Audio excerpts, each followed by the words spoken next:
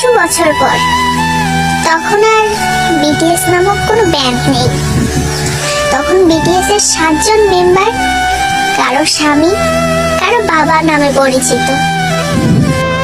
সামাজিক নিয়ম হোক বা পরিবার, সবকিছুর জন্য আমাদেরও যেতে হবে শ্বশুর ঘরে।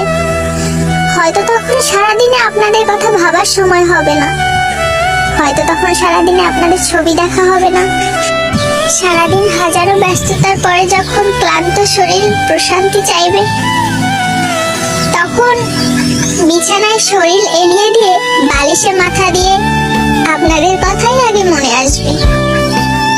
হয়তো চোখ থেকে গড়িয়ে পানি পড়বে, হয়তো স্বামী পাশ থেকে ডেকে জিজ্ঞেস করবে, কাঁদছো কেন? বুকে পাথর রেখে আর মুখে সত্য লুকিয়ে বলতে হবে হয়তো, বাবা মায়ের জন্য মন খারাপ করছে। আড়ালে হোক, আপনারা আমাদের মনে সারা জীবন থেকে যাবেন।